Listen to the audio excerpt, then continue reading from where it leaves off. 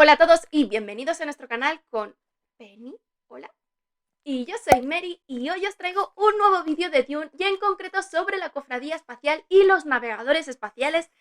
Esta facción que es un tanto desconocida y sobre todo que se malinterpreta y se relaciona con la Choam cuando no tienen nada que ver. Este es mi primer vídeo en mi nueva casa, espero que definitiva durante unos cuantos años, por lo que tendré que volver a calcular todos los parámetros de la grabación, pero espero que salga bien a la primera, ¿por qué no? Nunca se tiene que perder la esperanza.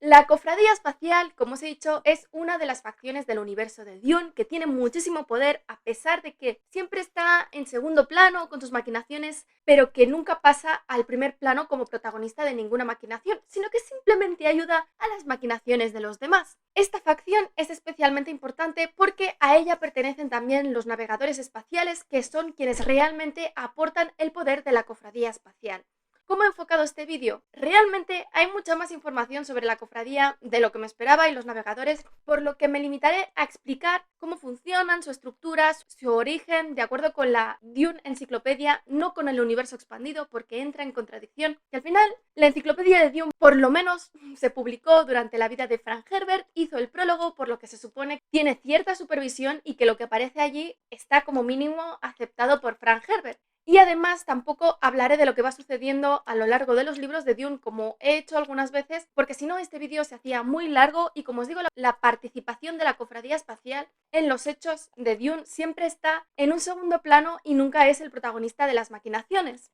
En fin, ¿qué es la Cofradía Espacial? La Cofradía Espacial es un conglomerado gigante que tiene el monopolio sobre el comercio interestelar, sobre el transporte de personas y mercancías y también tiene el monopolio sobre la banca interestelar. Y esto lo consigue después de la yihad butleriana y es un hecho tan importante que es el momento que sirve para que después de la yihad butleriana, unos años después, sirva para empezar el nuevo calendario imperial, por lo que en inglés, que se llama AG, es After Guild, o sea, después de la cofradía, y BG es Before Guild, antes de la cofradía. Para que veáis que, bueno, es un elemento que está ahí, que nunca es el protagonista de nada, pero que su poder es muy importante. Es un poder que además se mantiene durante prácticamente toda la saga de Dune, universo expandido y no expandido, y coincide también con la aprobación de la Gran Convención y también de la compilación de la Biblia Católica Naranja. Uno de los motivos principales por los que obtienen este monopolio es precisamente por la existencia de los navegadores espaciales que, gracias a las habilidades de presciencia limitada que obtienen por la ingesta de melange, pueden ver ciertos fragmentos del futuro que les permiten precisamente viajar de un punto del universo al otro,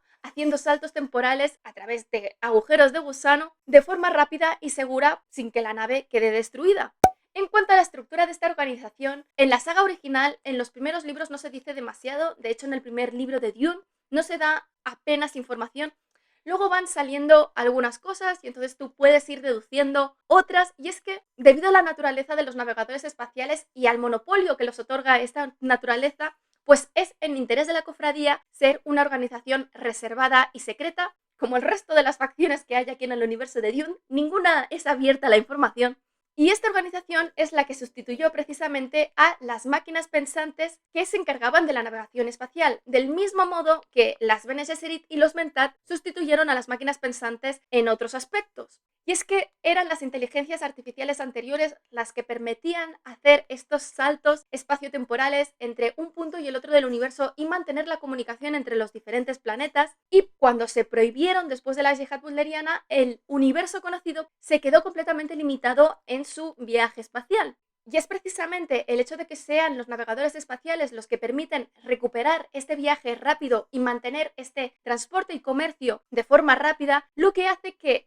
tengan que mantener este secreto sobre el entrenamiento y cómo funcionan realmente estos navegadores espaciales para que no sean copiados y pierdan el monopolio. Estos navegadores espaciales, más allá de que, como veremos, requieren cantidades ingentes de melange para poder llevar a cabo estos saltos temporales, también requieren esta melange para poder sobrevivir. Y os preguntaréis cómo viajan. Bueno, es algo que todos nos preguntamos y que nunca se llega a explicar exactamente, más allá de que la gran ingesta de melange en un momento dado es lo que permite al navegador llevar a cabo los cálculos necesarios para doblegar el espacio-tiempo y trasladar la nave de un punto a otro a través de un agujero de gusano de forma segura sin que la nave sufra ningún tipo de accidente. Claro, esto se conoce, esta capacidad de doblegar el espacio-tiempo, como el efecto Boltzmann. Entiendo que los navegadores, aparte de esta capacidad para ver por dónde pasan y a dónde llegan, necesitan también los motores Boltzmann que doblegan el espacio-tiempo y que ellos lo que hacen es llevar a cabo estos cálculos. Es algo que no se deja claro a lo largo de la saga, pero que quizás en la parte expandida por Brian y Kevin, pues sí se ve que realmente esta es la combinación que hace que funcione. Y también se dice además en la saga original que antes de que existiesen los navegadores,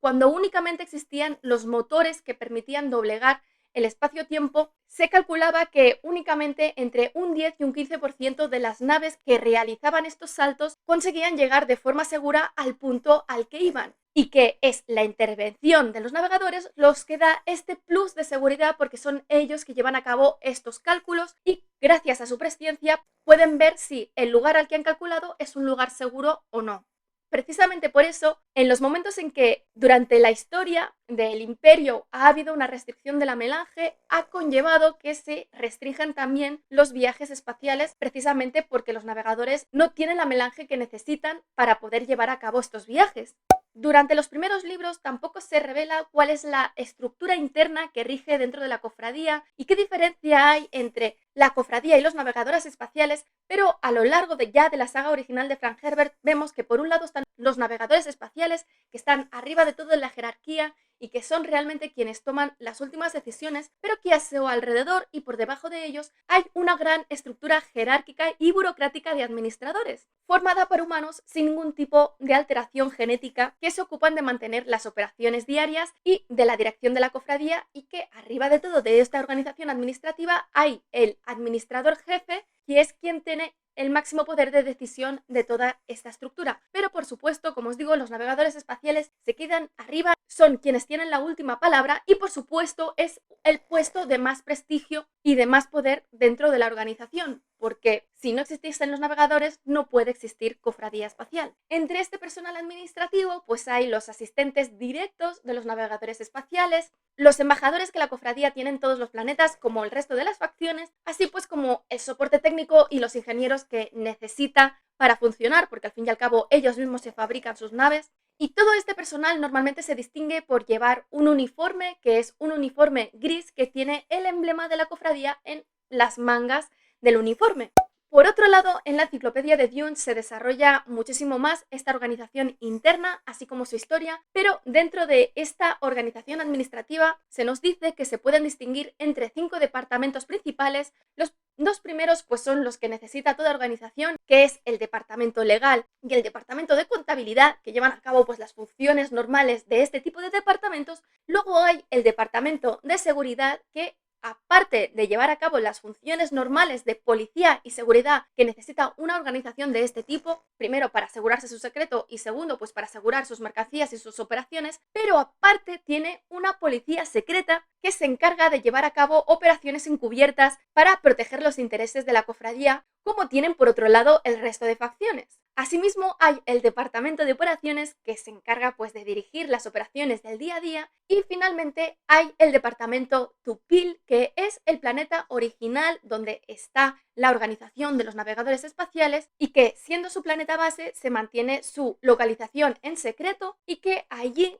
es donde hay el gobierno local de ese mismo planeta y de la propia organización, y además se lleva a cabo la producción, mantenimiento y reparación de las naves y de todo lo que se necesite.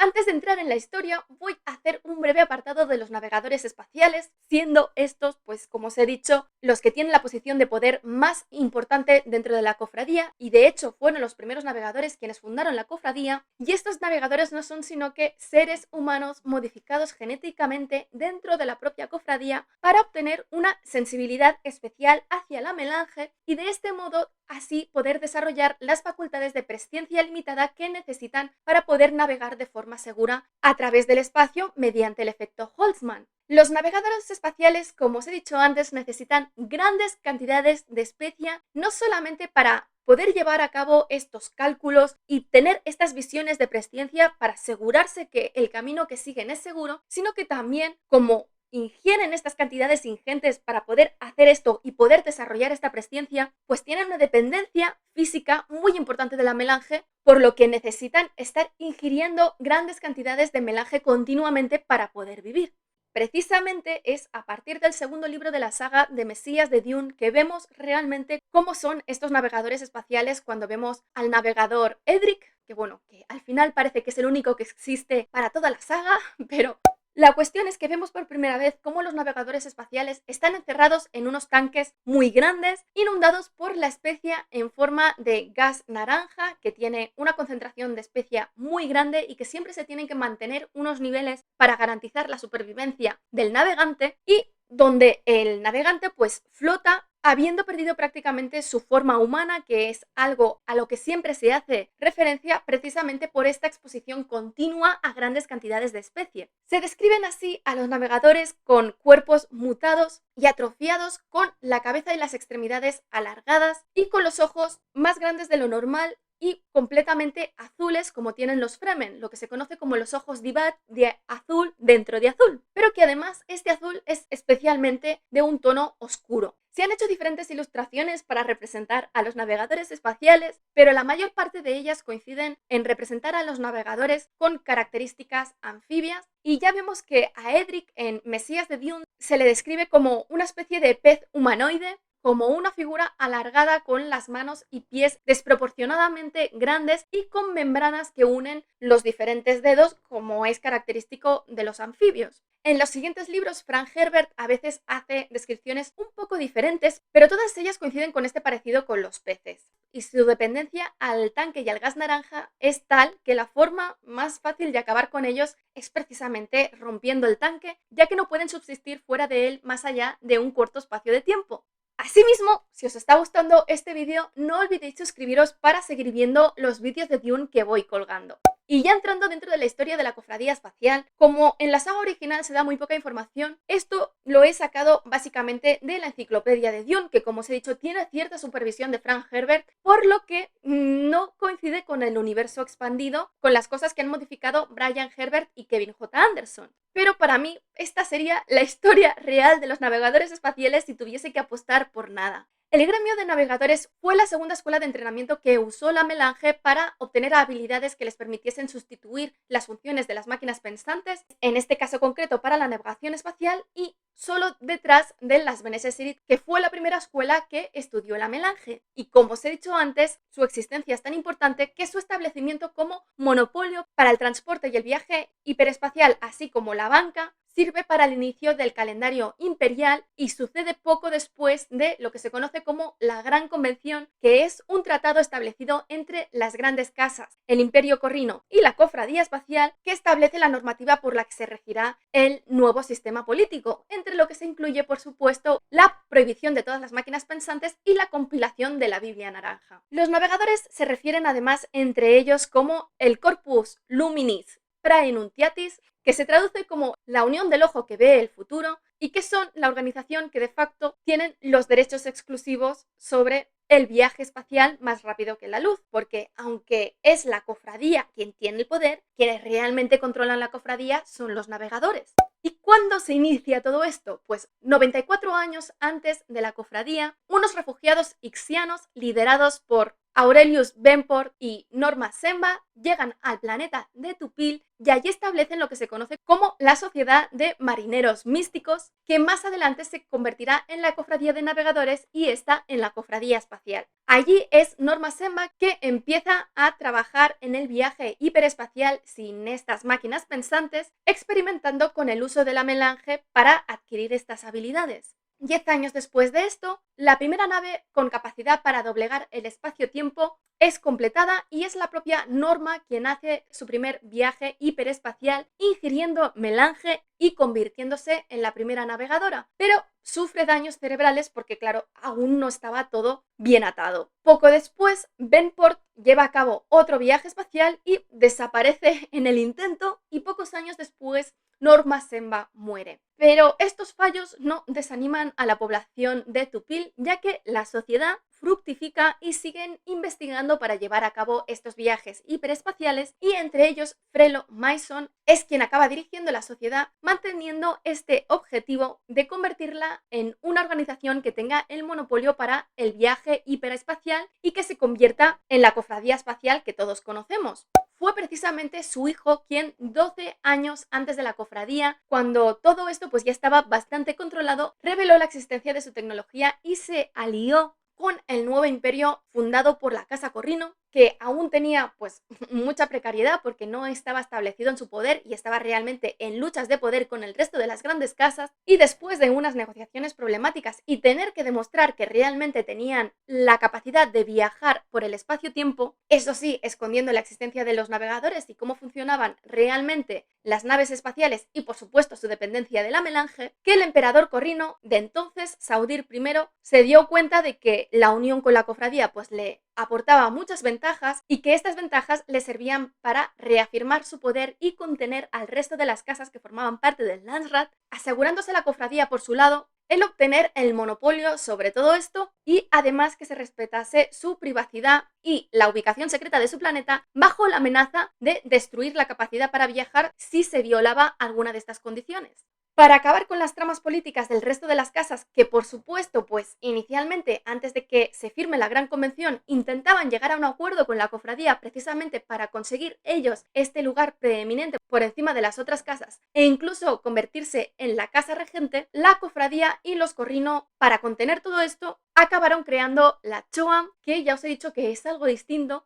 en la que todas las casas del Landsraad tienen su participación y por lo tanto se pueden enriquecer. Una vez conseguida la estabilidad política y llegado al acuerdo de la Gran Convención, pues se inicia la numeración de este nuevo imperio que ya nace con esta fuerza y la estabilidad política que dura durante 10.000 años. En este punto, cuando ya se produce el gran acuerdo, los navegadores espaciales ya son los seres humanos modificados genéticamente que conocemos, con esta sensibilidad especial para la melange que después de un entrenamiento les permite convertirse en navegadores gracias a su presencia limitada. Precisamente gracias a este monopolio y al poder que les otorga tener estas facultades, la cofradía permitió una vez más el viaje y el transporte entre los diferentes planetas, pero sobre todo el redescubrir los planetas que habían quedado deshabitados durante la Jihad bulderiana y por lo tanto repoblar todo el universo conocido y poco a poco irse expandiendo, aunque esta expansión acabará tardando milenios. Y precisamente debido a todas estas posibilidades, la cofradía ha sido siempre muy importante y una facción muy poderosa que siempre se mantiene en segundo plano y que ejerce su poder de esta forma hasta el punto de poder decidir sobre la sucesión